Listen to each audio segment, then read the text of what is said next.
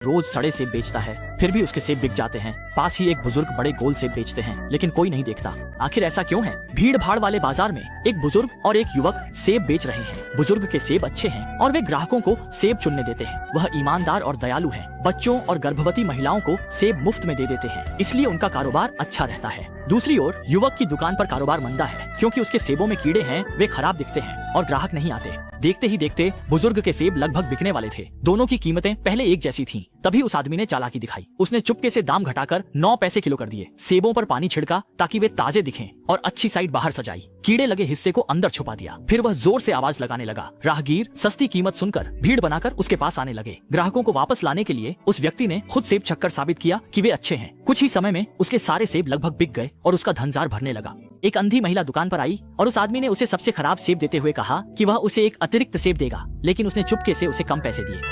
ओह, हे, ये एक उदार हिस्सा है, मैं आपको एक और दूंगा। धन्यवाद।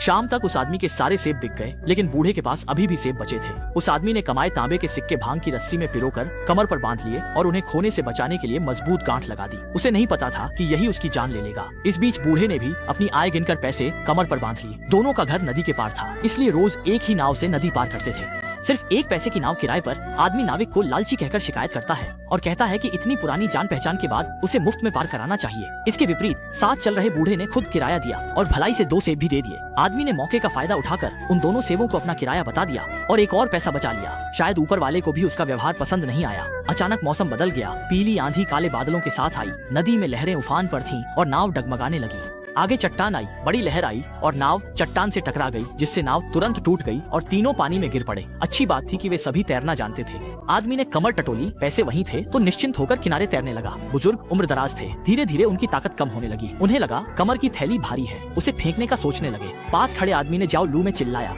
बार बार बुजुर्ग से कहा, थैली न फेंके, उसे चाहिए। बुजुर्ग ने जल्दी खतरे की चेतावनी दी और आदमी की जान बचाने के लिए थैली नदी में फेंक दी। किसी को क्या पता था, आदमी ने उनकी बात नहीं मानी, तुरंत पानी में कूदा और पैसे की थैली निकाल ली। उसने बुजुर्ग की थैली भी कमर पर कसकर बांध ली, गांठ लगाई और संतुष्ट होकर सतह पर आया। उसे नहीं पता था कि यही कदम उसकी जान ले लेगा।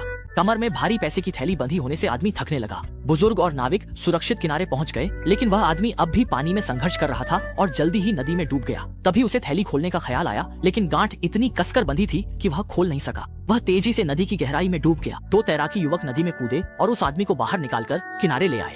भीड़ की नजरों के सामने उस आदमी ने धीरे से आंखें खोली, कमर तक हाथ डाला और यह देखकर कि पैसों की थैली सुरक्षित है, उसने राहत से आंखें बंद कर ली। ओह, वह मर गया है।